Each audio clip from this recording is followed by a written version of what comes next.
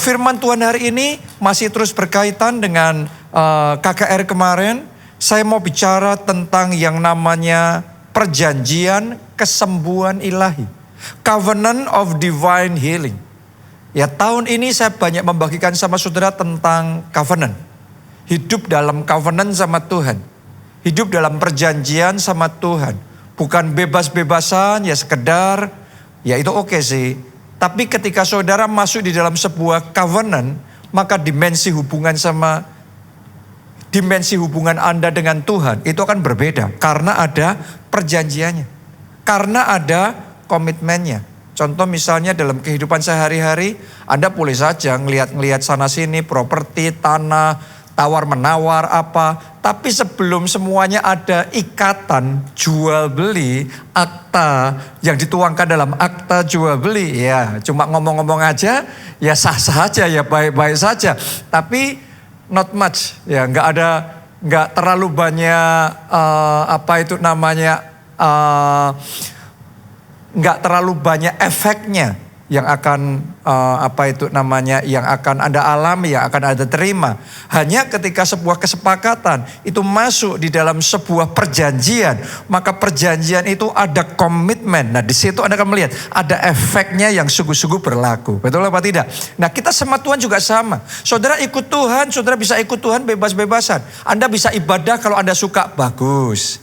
Ya, Anda bisa melayani Tuhan kalau sempat, bagus. Anda bisa memberitakan Injil kalau rela, bagus. Tapi beda sama orang yang buat covenant sama Tuhan dalam hidupnya sekali mengiring Yesus seumur hidup sampai nafas terakhir kita milik Yesus sampai selamanya.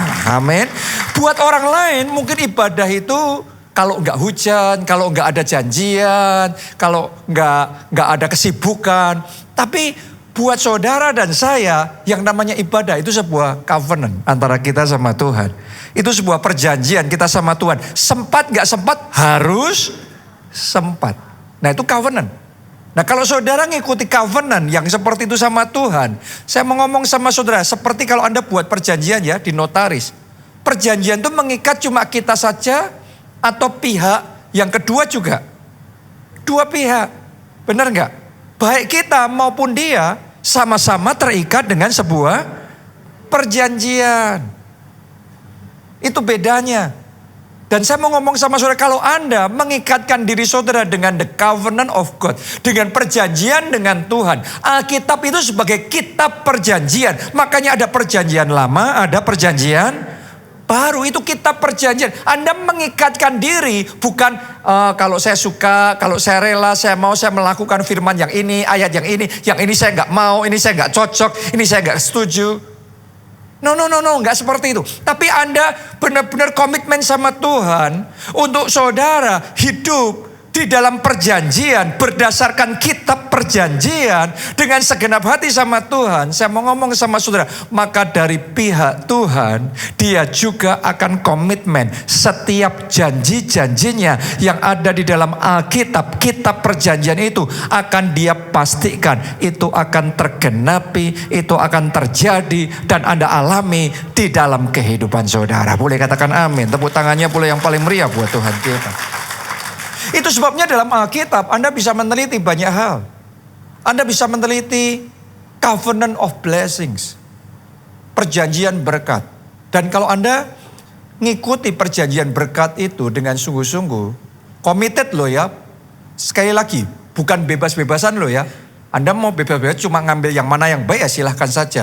Tapi kalau saudara mau buat agreement, buat deal, buat covenant sama Tuhan, Anda ngikutin yang Tuhan suruh sama saudara lakukan. Saya mau ngomong sama saudara, yang namanya janji Tuhan dalam hal berkat, dia akan pastikan Anda akan terima, Anda akan alami, dan itu akan terjadi dalam hidup saudara.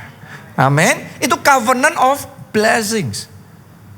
Ya, sama halnya dengan perjanjian dalam pernikahan, perjanjian dalam keluarga. Kalau Anda melakukan prinsip-prinsip firman Tuhan yang benar, yang diajarkan firman Tuhan, bagaimana membangun pernikahan, bagaimana membangun keluarga dengan benar, maka Anda akan melihat bagaimana keluarga saudara akan mengalami pemulihan, bagaimana keluarga saudara akan dibangun Berbeda dari keluarga-keluarga yang lain. Karena dibangunnya fondasinya adalah covenant, perjanjian, keluarga yang ada di dalam firman Tuhan.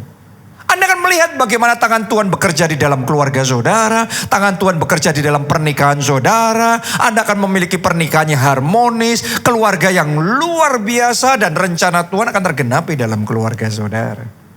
Amin. Jadi covenant di dalam kitab perjanjian itu banyak dimensinya. Nah, hari ini yang saya mau bagikan kepada kita semua adalah covenant divine healing. Perjanjian kesembuhan ilahi. Yang kalau saudara kerjakan covenant ini, perjanjian dalam kesembuhan ilahi ini, maka saya mau ngomong sama saudara, Anda akan diberkati oleh Tuhan dengan kesembuhan dan kesehatan ilahi. Amin. Ayo kita baca langsung firman Tuhan di dalam Keluaran 15 ayatnya yang ke-26. Ya, saya akan ambil bagian-bagian yang penting. Keluaran 15 ayat yang ke-26. Firmannya, ini firmannya, perjanjiannya. Jika kamu sungguh-sungguh mendengarkan suara Tuhan Allahmu dan melakukan apa yang benar di matanya dan memasang telingamu kepada perintah-perintahnya dan tetap mengikuti segala ketetapannya. Jadi ini kondisinya. Dalam perjanjian Tuhan ngomong jika. Artinya itu pilihan. Saudara mau apa tidak? Kalau enggak ya enggak apa-apa. Tapi kalau Anda mengikatkan diri dengan perjanjian sama jika kamu sungguh-sungguh mendengarkan suara Tuhan Allahmu dan melakukan apa yang benar di matanya dan memasang telingamu kepada perintah-perintahnya dan tetap mengikuti segala ketetapannya. Itu nanti akan kita pelajari hari ini. Apa itu perintah-perintahnya dalam covenant of divine healing ini? Apa itu ketetapannya dalam perjanjian kesembuhan ilahi? Dan kalau Anda komit sama Tuhan dalam covenant divine healing ini yang Tuhan ngomong. Maka aku tidak akan menimpakan kepadamu penyakit manapun yang telah kutimpakan kepada orang Mesir. Sebab aku Tuhanlah yang menyembuhkan engkau. Amin. Kata menyembuhkan di sini dari bahasa aslinya itu Rafa. Rafa itu artinya menyembuhkan. Rafa itu artinya memperbaiki. Dengan kata lain, kalau saudara mengerjakan dengan sungguh-sungguh covenant divine healing ini, maka apapun itu sakit penyakit saudara akan disembuhkan. Organ-organ tubuh saudara dipulihkan. Amin. Jantung saudara, paru-paru Anda, tulang belakang saudara disembuhkan. Boleh katakan amin buat Tuhan kita yang luar biasa, yang berkuasa untuk menyembuhkan. Makanya dia disebut Jehovah Rafa. Jehovah itu Allah yang menyembuhkan. Jehovah Rafa, Allah yang menyembuhkan. Nah, yang namanya penyakit, penyebabnya ada macam-macam. Yang pertama, penyakit disebabkan secara jasmani. Oleh bakteri, oleh virus, oleh macam-macam. Ya, karena itu orang menjadi sakit. Nah, kalau ini dalam tingkat keparahan tertentu, dokter tentunya masih bisa menangani, kasih perawatan sehingga sakit penyakit bisa disembuhkan. Tapi sampai dengan tingkat keparahan tertentu, makanya ada kasus-kasus di mana kita dengar dokter angkat tangan. Secara medis itu tidak bisa dilakukan. Itu yang pertama. Penyakit yang disebabkan karena masalah secara jasmani. Yang kedua, penyakit yang disebabkan karena masalah dalam jiwa kita, jiwa manusia. Ada orang sakit bukan karena virus. Ada orang sakit karena emotional problems. Benar apa tidak? sakit karena depresi, sakit karena dicekam dengan ketakutan, sakit karena terus-menerus menyimpan kepahitan dan kekecewaan dan amarah dan dendam dalam kehidupannya. Berapa banyak dari saudara sadar bahwa semuanya itu bisa menyebabkan sakit penyakit. Sakit tapi dicek sama dokter, kok nggak ketemu apa penyebab sakit penyakitnya. Tapi ketika stresnya ditangani, dia ngalami pemulihan, stresnya hilang, sakitnya hilang sendiri. Karena penyakitnya disebabkan masalah dalam jiwanya. Makanya di gereja kita ada yang namanya retreat encounter. Dan salah satu dalam retreat encounter itu Anda akan dilayani yang namanya inner healing, yang namanya kesembuhan batin. Sehingga emotional problem yang kita alami dalam hidup kita, kita bisa mengalami kelepasan dan kemerdekaan di dalam Tuhan. Amin. Dan kalau kita mengalami kelepasan dan kemerdekaan, maka sakit penyakit kita disembuhkan. Oke. Nah makanya nanti nanti ke depan gereja kita mau membangun juga counseling center. Karena kadang-kadang sakit penyakit itu ada yang memang butuh perawatan secara fisik, secara jasmani. Tapi ada sakit penyakit juga yang butuh perawatan dalam jiwanya, psikologinya. Makanya butuh yang namanya counselors. Kita sedang mentraining konselor-konselor di gereja kita. Ya kita sedang mempersiapkan juga fasilitas di gereja kita. Dan secara khusus nanti yang lebih memungkinkan di gedung kita yang di PIK ya. Akan ada ruangan-ruangan yang akan kita khususkan untuk konseling. Sehingga nanti Anda bisa dilayani di situ. Sehingga bisa mengalami kelepasan. Mengalami inner healing di dalam kehidupan saudara. Kalau yang ini dokter pun tidak bisa. Yang ini butuh konselor. Oke? Karena masalahnya di jiwa. Yang ketiga, sakit penyakit yang penyebabnya itu dalam dimensi roh. Bukan tubuh, bukan jiwa, tapi roh. Kenapa? Karena serangan okultisme. Karena kutuk keturunan. Karena dosa dan macam-macam. Real. Yang seperti ini terjadi. Bagaimana mungkin orang gak ada apa-apa. Mimpi digigit serangga. Bangun dari tidur. Tiba-tiba ada memar di bagian yang digigit itu. Terus jadi kanker. Terus gimana coba? Itu real. Terjadi yang kayak gitu. Saya mau ngomong sama saudara yang kayak gitu. Dokter nggak bisa, konselor juga nggak bisa karena itu bicaranya spiritual power. Spiritual power hanya bisa diatasi juga dengan kekuatan kuasa roh. Dan saya mau ngomong sama saudara hari ini Anda akan terima Roh Kudus. Dan ketika Roh Kudus diimpartasikan dalam hidup saudara, maka saya percaya Roh Kudus itu akan menjamah dan menyembuhkan sakit penyakit yang ada dalam tubuh saudara. Boleh katakan amin. Tepuk tangannya boleh yang paling meriah buat Tuhan kita. Jadi Tuhan kita Jehovah Rafa, Dia sanggup menyembuhkan berbagai macam sakit penyakit.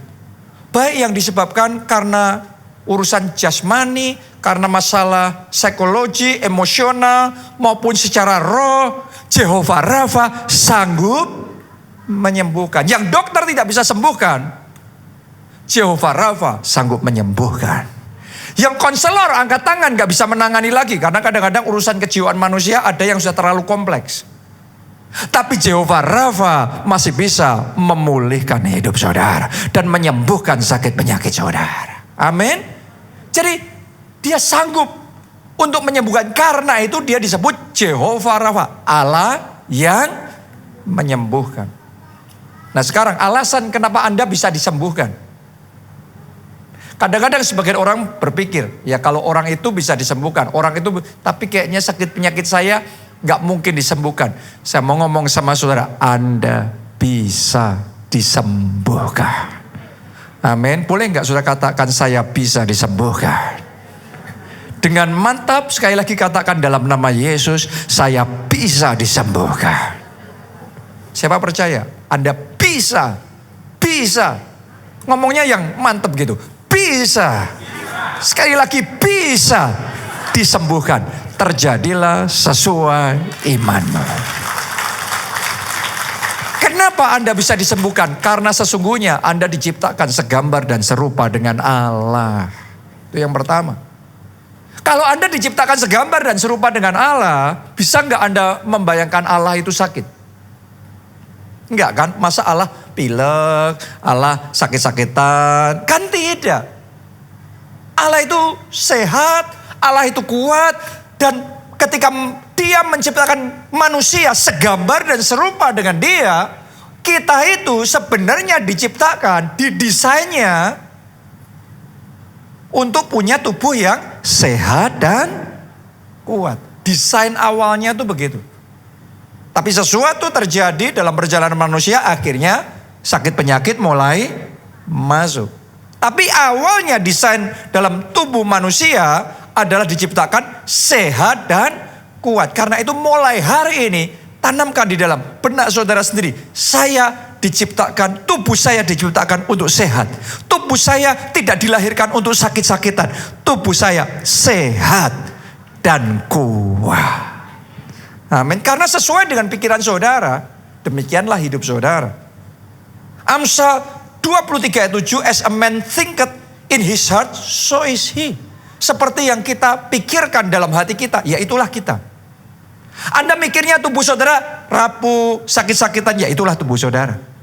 Karena what you believe in your heart, apa yang kau percaya dalam hatimu, apa yang kau pikirkan dalam pikiranmu, apa yang kau perkatakan melalui lidah saudara, seperti itu akan terjadi. Anda percayai saja, Anda sakit-sakitan, Anda yakinkan diri saudara dan berpikir, saudara sebentar-sebentar nanti gampang sakit.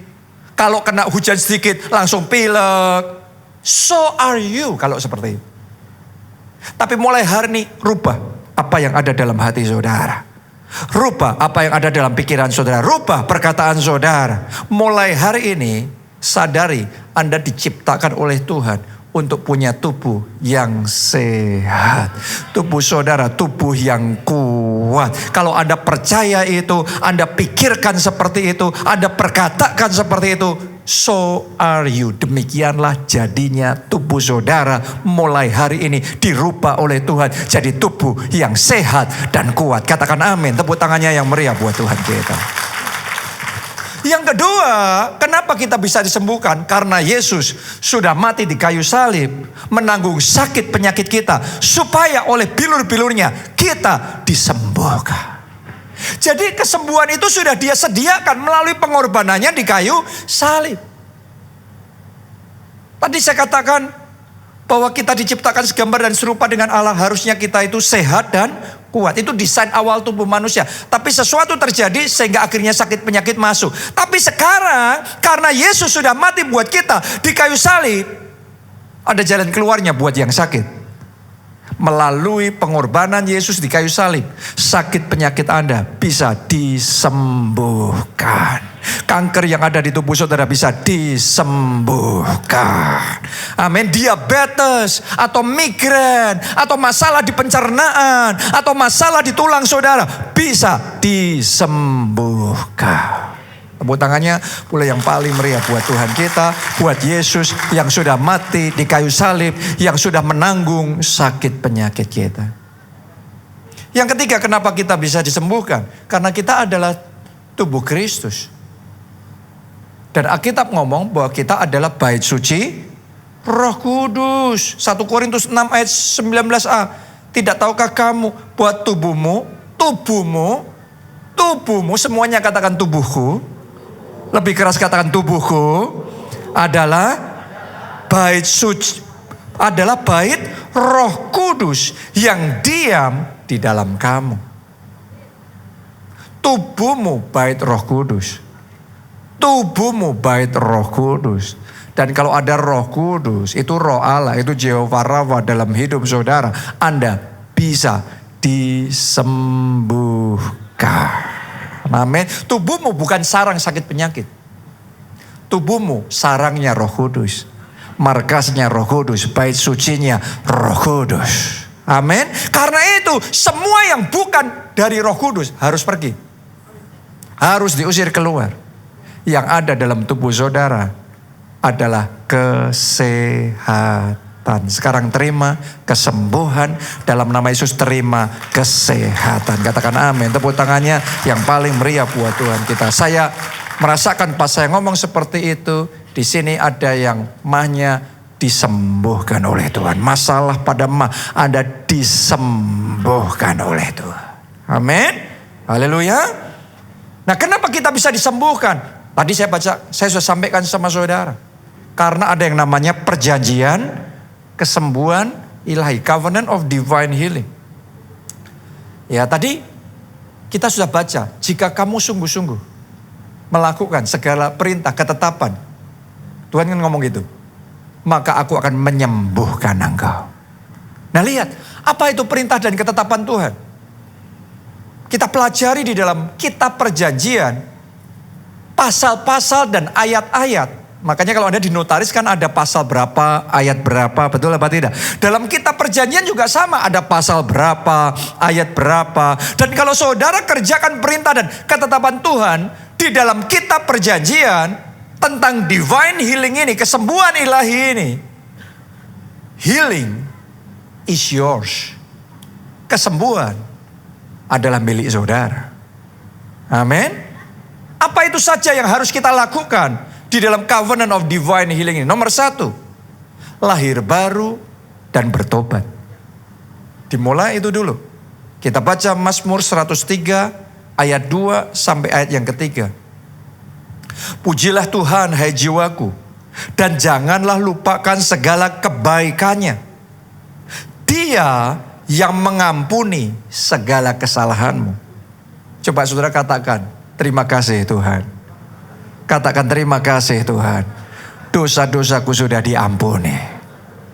Nah, kalau Anda terima pengampunan itu, lihat, lanjutkan lagi. Kalimat terakhir dari ayat itu apa? Yang menyembuhkan segala penyakitmu.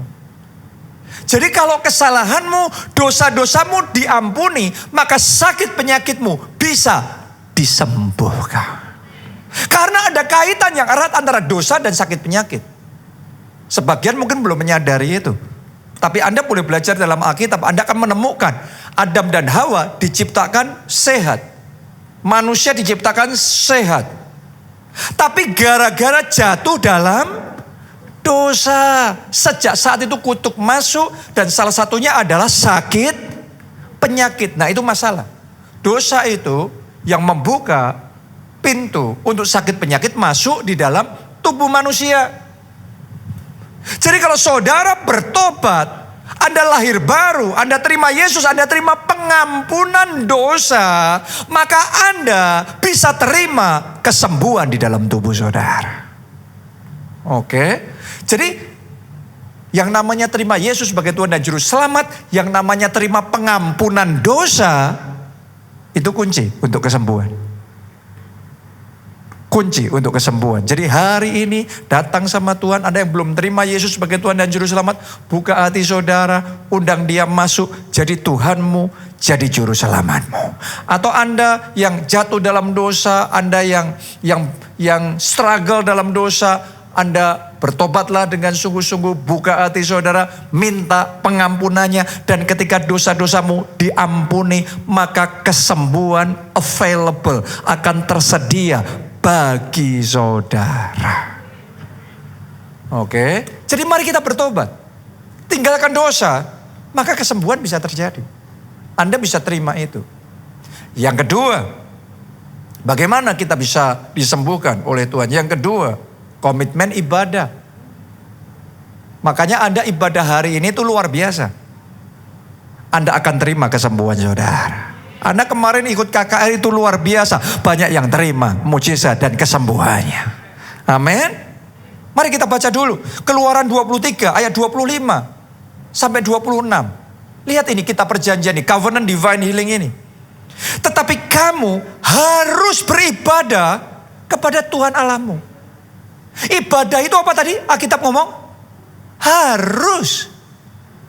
Ibadah sukarela baik enggak? Baik. Tapi yang Tuhan mau sesungguhnya harus. Jadi ibadah itu bukan kalau sempat, kalau enggak hujan, kalau enggak ada janjian, kalau enggak repot. Harus. Mari semuanya katakan harus. Bahkan buat saudara yang mengikuti secara online dari rumah, dari manapun Anda berada, Anda harus menyadari harus beribadah. Oke. Dan ya, beribadah online itu kalau di momen tertentu yang kita benar-benar nggak bisa, oke. Tapi bukan untuk permanen online. Tidak ada yang bisa menggantikan fellowship bersama ibadah secara onsite. Beda. Anda hidup saja suami istri online. Oke, parenting online. Kalau gitu saudara makan aja online. Nangkep gak yang saya maksudkan saudaraku? Ada hal-hal porsi yang kita bisa lakukan secara online. Itu bisa, ada. Tapi ada hal-hal yang kita harus lakukan secara fisik juga. Dan hari ini saya mau sampaikan sama saudara. Firman Tuhan katakan, tetapi kamu apa?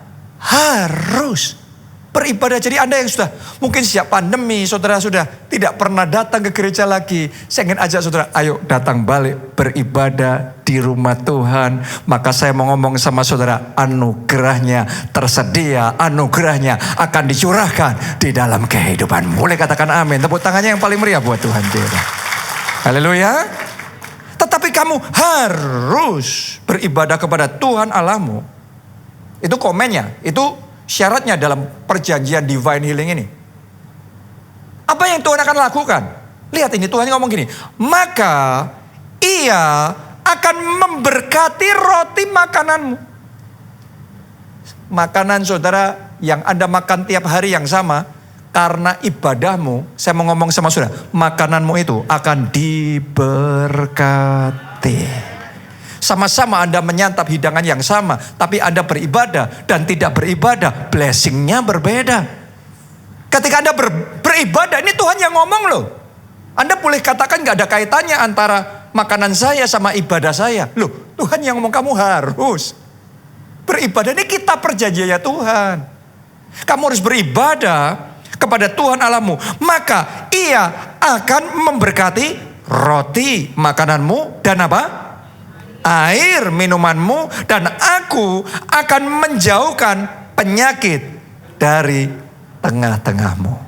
Oh, ibadah ini Tuhan akan pakai untuk memberkati makanan saudara, memberkati minuman saudara, dan menjauhkan sakit penyakit dari tubuh saudara. Amin. Lanjutkan lagi ayat yang ke-26. Tidak akan ada di negerimu perempuan yang keguguran dan mandul. Aku akan menggenapkan. Coba kalimat terakhir baca itu dengan keras. 1, 2, 3. Aku akan apa? Menggenapkan tahun umurmu. Anda pulangnya ketika genap waktunya. Kita berpulangnya ke surga ketika sudah genap waktunya. Bukan separuh waktu kita. Bukan 3/4 waktu kita. Genap waktu kita. Kita pulang ke surga. Dan umur kita diberkati oleh Tuhan. Tepuk tangannya yang paling meriah buat Tuhan kita. Makanya blessing dalam beribadah itu besar. Saya tiba-tiba ingat dulu saya pernah baca satu survei orang yang beribadah umurnya lebih panjang, saudaraku. Haleluya. Dan itu penelitian. Ya, jadi saya berdoa di sini, jemaat keluarga Allah umurnya panjang, tahunnya digenapkan oleh Tuhan. Boleh katakan amin. Kita kasih tepuk tangannya yang boleh paling meriah buat Tuhan kita. Yang ketiga, jadilah penabur dan pemberi berkat. Mari kita baca dulu Mazmur 41 ayat 1 sampai 4. Untuk pemimpin biduan, Mazmur Daud, berbahagialah orang yang memperhatikan orang lemah. Saya berdoa jemaat keluarga Allah tidak tutup mata sama orang lemah. Saya berdoa Anda semua dipakai Tuhan jadi berkat buat orang lemah. Memperhatikan orang lemah. Tuhan akan meluputkan dia pada waktu celaka. Bukan gak ngalami celaka ya saudaraku ya. Pas ngalami celaka, tapi diluputkan oleh Tuhan. Wow. Jadi dalam hidup ini bukan gak ada masalah ya. Ngalami juga masalah. Tapi ada pertolongan Tuhan. Ada keselamatan yang dari Tuhan, diluputkan oleh Tuhan. Ayat yang ketiga, Tuhan akan melindungi dia dan memelihara nyawanya. Wow, saya berdoa perlindungan Tuhan memagari hidup saudara. Dan Tuhan memelihara nyawa saudara. Tuhan menyayangkan nyawa saudara. Amin. Sehingga ia disebut berbahagia di bumi. Engkau takkan membiarkan dia dipermainkan musuhnya. Wow, musuh itu bukan cuma manusia ya. Musuh itu juga bisa sakit penyakit yang memusuhi tubuh kita. Lanjutkan. Ayat 4. Tuhan membantu dia di ranjangnya waktu sakit. Kalaupun Anda mengalami sakit yang namanya tubuh manusia, tapi Tuhan membantu saudara. Wow, tidak dibiarkan sendiri. Di tempat tidurnya kau pulihkannya sama sekali dari sakitnya. Terima itu berkat, terima itu berkat, terima itu berkat, terima itu berkat. Karena itu hari ini saya ingin ajak saudara jadi berkat. Tepuk tangan sekali lagi yang meriah buat Tuhan kita. Ya, saya bersyukur jemaat keluarga Allah itu jemaat yang hatinya selalu rindunya jadi berkat. Ya, gereja kita juga punya kerinduan mau bangun panti asuhan. Karena di kitab Ayub ngomong bahwa anak-anak yatim piatu itu mereka tidak punya penolong. Ya, kalau anak-anak saya pasti menolong dan memperjuangkan untuk mereka sekolah, untuk mereka bisa terpelihara hidupnya, mereka bisa baik hidupnya, benar hidupnya. Betul apa tidak? Ada orang tuanya, anak-anak saudara juga sama. Karena ada orang tua yang memperjuangkan. Tapi kalau anak yatim piatu siapa yang memperjuangkan? Makanya Ayub ngomong gak punya penolong. Untuk mereka yang gak punya penolong, gak punya orang tua yang memperjuangkan, gereja kita berdoa, Tuhan pakai kami. Tuhan pakai kita semua. Jadi penolong buat anak yatim yang tidak punya penolong. Oh, berkat yang Tuhan janjikan ini Tuhan akan berikan kepada saudara dan saya. Amin. Ya. Jadi ayo dimanapun kita berada, jadi berkat. Beberapa waktu yang lalu juga gereja kita merenovasi rumah jemaat yang ketika kita dapati, loh kok sudah tidak layak ditinggali. Karena rumahnya sudah, parah sekali saudaraku. Gak layak, gak pantas ditinggali. Tapi kita mulai bergerak, jemaat mulai bergerak, mulai direnovasi. Akhirnya sekarang tinggal dengan layak. Rumah itu jadi nyaman untuk ditinggali. Itu namanya jadi berkat. Berapa waktu yang lalu, ada juga seorang pelayan Tuhan di gereja kita yang rumahnya terbakar separuh. Tapi tiba-tiba Tuhan gerakkan hati saya. Jadi berkat. Tuhan gerakkan juga hati teman-teman yang lain. Bantu bareng-bareng gotong royong. Rumah itu dibangun kembali. Jadi berkat. Jadi terlebih berkat memberi daripada menerima. Anda jadi berkat, ternyata berkatnya yang balik yang kita tuai bukan cuma berkat keuangan saja loh. Tapi tadi Anda bisa melihat gak? Berkat perlindungan, berkat kesehatan, berkat umur panjang. Tuhan berikan kepada saudara. Boleh katakan amin. Tepuk tangannya yang paling meriah buat Tuhan kita. Setiap minggu selama 10 tahun lebih, setiap minggu yang sudah jalan 10 tahun lebih, gereja kita itu selalu ngasih makan 1.000 orang. Mereka yang membutuhkan. Ya kalau 1.000 berarti dalam setahun berarti dikali 52 minggu berapa itu? 52.000. Itu yang rutin. Itu belum termasuk kalau kita ada acara baksos lagi, apa lagi. Dan jalan 10 tahun. Saya berdoa hati untuk jadi berkat yang ada dalam jemaat keluarga Allah, dalam hidup para pelayan Tuhan, KKS keluarga Allah, semua kita semua yang ada di tempat ini, hari demi hari diperbesar, dilimpahkan, dilipat gandakan, hidup kita jadi berkat. Katakan amin, tepuk tangannya yang paling meriah buat Tuhan kita. Yang keempat, perjanjian divine healing ini tadi. Hormati ayahmu dan ibumu. Mau sehat? Mau panjang umur? Mari kita baca covenantnya, perjanjiannya. Ulangan 5 ayat 16. Hormatilah ayahmu dan ibumu seperti yang diperintahkan kepadamu oleh Tuhan Allahmu. Supaya lanjut umurmu dan baik keadaanmu di tanah yang diberikan Tuhan Allahmu kepadamu. Jadi kalau Anda mau baik keadaanmu dan lanjut umurmu, diperpanjang umur saudara oleh Tuhan, hormati ayahmu dan ibumu. Sayang sekali kalau Anda melewatkan blessing ini karena Anda sakit hati sama orang tua saudara, karena Anda punya orang tua yang, ya masalah orang tua sama anak kan klasik saudaraku ya. Dari generasi ke generasi juga ada saja ya. Masalah-masalah orang tua yang sewenang-wenang, orang tua yang gak mau tahu kita, orang tua yang mungkin buat saudara ngerasanya gak pantas dihormati. Tapi saya mau ngomong begini sama saudara, upahmu akan lebih besar. Kalau saudara berbuat baik, Yesus ngomong, sama orang yang berbuat baik, apa upahmu? Tapi ketika orang berbuat jahat, kita berbuat baik, besar upahmu. Ini ayat yang sama. Kalau saudara punya orang tua yang baik, yang sayang, yang mengasihi saudara, terus Anda membalas, ya good tentunya. Tapi kalau saudara punya orang tua yang gak baik, yang mungkin sewenang-wenang, tapi ya maksudnya Anda tentunya mesti ngerti jaraknya ya. Dalam hubungan mesti ada batasnya ya.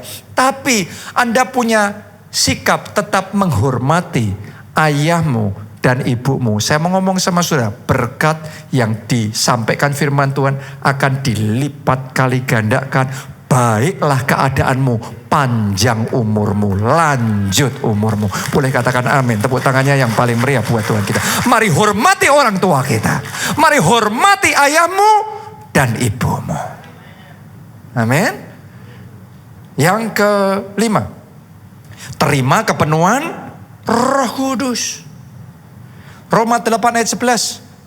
Dan jika roh Dia, Roh Kudus, Roh Yesus Kristus, yang telah membangkitkan Yesus dari antara orang mati, diam di dalam kamu, maka Ia yang telah membangkitkan Kristus, Yesus dari antara orang mati, akan menghidupkan juga tubuhmu yang fana itu oleh Roh-Nya yang diam di dalam kamu. Jadi Anda terima kepenuhan Roh Kudus, dan Roh Kudus ada di dalam saudara, maka roh yang menghidupkan Yesus dari antara orang mati, roh itu juga akan menghidupkan kembali tubuh saudara, menyehatkan kembali tubuh saudara, jantung saudara disehatkan oleh Tuhan. Amin. Organ-organ tubuh saudara disembuhkan dan disehatkan oleh Tuhan. Makanya terima kepenuhan Roh Kudus itu game changer. Tiap hari Anda bangun, doa dulu. Sembah Dia, tinggikan Yesus, dan minta Dia memenuhi Anda dengan Roh Kudus-Nya. Ketika Anda dipenuhi dengan Roh Kudus-Nya, itu roh yang menghidupkan Yesus dari antara orang mati. Alkitab mau, Dia juga akan menghidupkan tubuhmu yang fana itu. Menghidupkan, menyembuhkan, menyehatkan, menyegarkan, memulihkan. Tubuhmu yang fana, tubuh kita yang mungkin Anda sedang bergumul dengan sakit penyakit itu, dihidupkan, disembuhkan oleh Roh Kudus. Jadi kepenuhan Roh Kudus itu bukan cuma sekedar getar-getar, terus kemudian reba. Yes, itu satu bentuk manifestasi ketika Anda terima kepenuhan Roh Kudus. Tapi roh itu akan menghidupkan, menyehatkan, memulihkan, menyegarkan tubuh saudara. Amin. Tepuk tangan yang meriah buat Tuhan kita. Yang keenam, ini waktunya sudah habis, saya cepat ya. Yang keenam, pemain musik boleh naik ke mimbar. Dengarkan firman kesembuhan. Tahukah saudara, yang sedang saya bagikan ini adalah firman kesembuhan yang daripada Tuhan. Dari tadi ayat demi ayat loh, benar nggak? Mazmur 107 ayat 20. Disampaikannya firmannya dan disembuhkannya mereka, diluputkannya mereka dari liang kubur. Anda harus ngerti, tidak perlu nunggu nanti didoakan.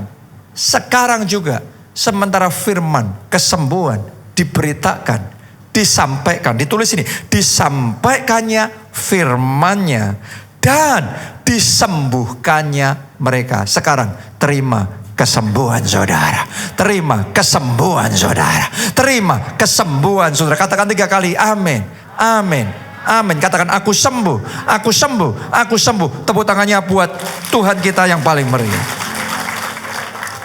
Yang ketujuh, yang terakhir, perkatakan perkataan kesembuhan. Perkatakan perkataan kesembuhan. Jadi gunakan perkataan saudara untuk menyembuhkan tubuh saudara. Karena hidup dan mati dikuasai oleh lidah. Barang siapa suka menggemakkannya, ia akan memakan buahnya. Alkitab ngomong itu, kitab perjanjian ngomong itu. Jadi pakai lidah saudara untuk menyembuhkan sakit penyakit saudara. Jangan pakai perkataan saudara untuk menegaskan bahwa Anda sakit, tubuhmu rapuh, Anda nggak bisa sembuh. Banyak orang berpikir kalau ngomong nanti, loh bukan bohong loh saudaraku. Ini bukan bohong. Kita ini sedang pakai perkataan kita untuk melawan sakit penyakit kita.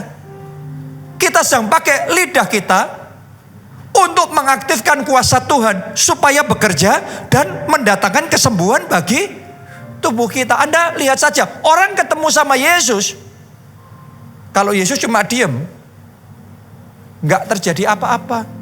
Tapi ketika Yesus ngomong sembuh, maka yang sakit jadi sembuh. Karena perkataan itu berkuasa.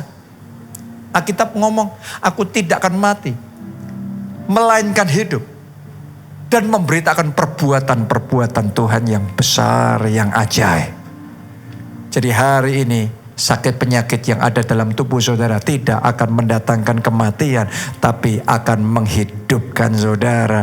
Tapi saudara akan disembuhkan oleh Tuhan. Anda akan hidup, Anda akan melayani Tuhan, Anda akan jadi berkat hidupmu untuk kemuliaan Tuhan. Amin.